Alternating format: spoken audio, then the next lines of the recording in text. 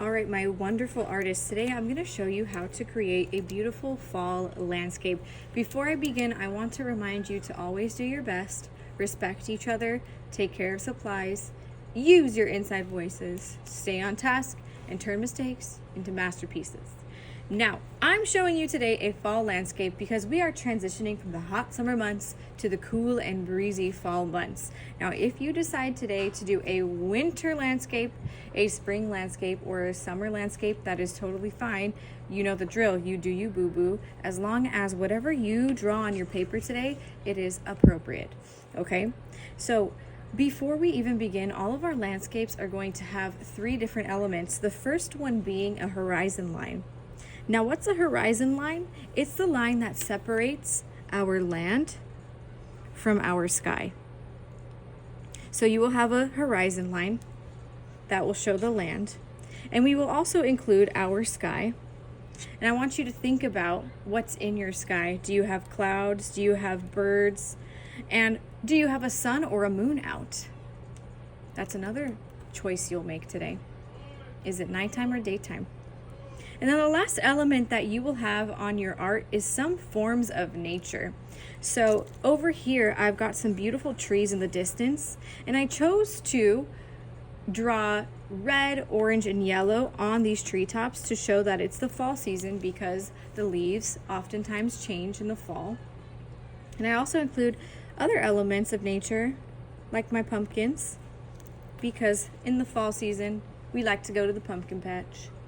Now, if you want to change your landscape to winter, maybe instead of doing orange mountains, you'll include some jagged lines and a white top for snow. If you're doing spring, maybe you'll add some flowers in your grass.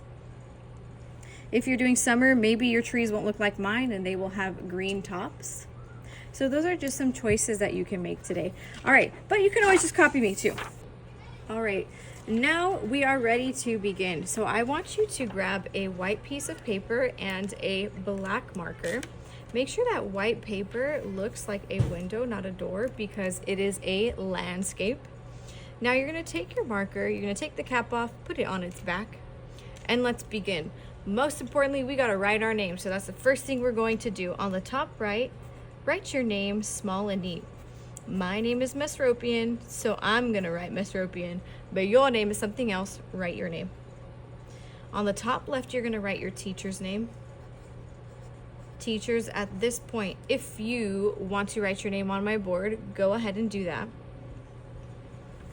And the first thing we're going to do for this landscape is establish that horizontal, that horizon line that goes across and separates our land from our sky. So starting somewhere in the middle of my paper, I'm going to draw a line, but this line's not going to be straight across. I mean, yours can be, but mine's going to be a curve because I want to show some hills. So I'm going to start straight, but slowly I'm going to incline my line up and around like that.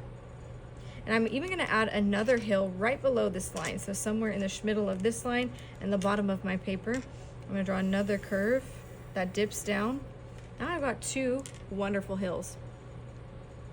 Now let me show you how you can also add some mountains if you would like. Behind these hills, I'm going to have some mountains peeking up. Maybe I draw one big and one little hiding behind that one.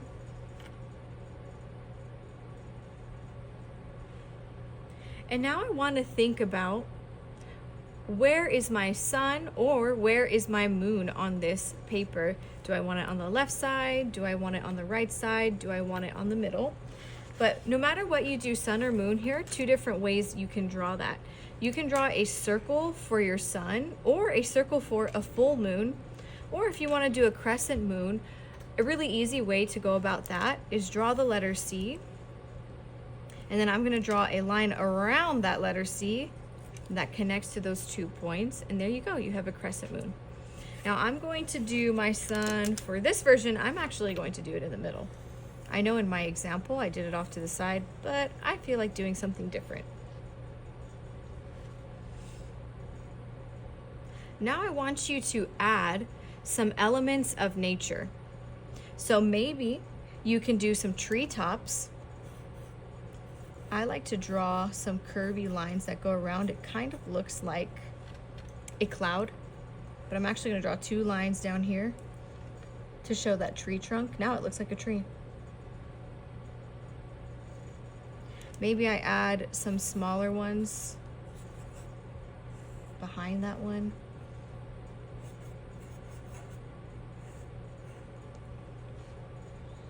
And think about other elements of nature you want to put on your artwork. Maybe you show a snowy top to your mountains.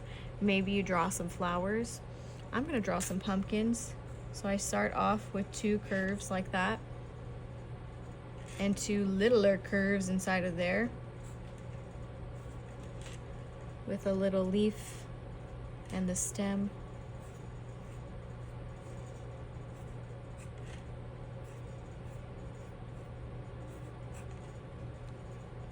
So they're my pumpkins. Maybe I want to add some birds in the background. And maybe I want to have some spooky clouds up in the sky.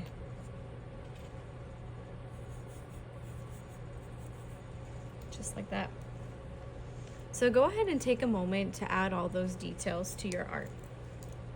But when you're done adding those details, you're gonna take your marker and you're gonna close it nice and tight so that it doesn't dry out. And then you're gonna put it back in the cup.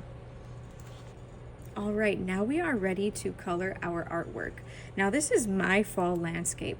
However, your landscape may be colored differently, especially if you chose a different season, like spring or summer or winter. For example, I did some orange to show the orange leaves that you would find in nature during the fall season. However, if you want to do spring or summer, you can change those colors to green. Or if you're doing winter, maybe you'll have hints of white to show snow. Maybe you'll do flowers during spring or summer instead of pumpkins. So you can choose to color those flowers however you'd like. And same thing with your sky. Instead of me, I decided to do a really cool day to nighttime gradient where it goes from blue to purples and pinks to a darker blue. You could even do a warm sunset where it goes yellow, orange, and red. So these are just some ideas for you to follow. All right, when you color today, make sure that it is your best work. Do not give me any scribble scrabble. I want to see your best work. All right, I hope you guys have a wonderful time enjoying coloring, and I'll see you next time.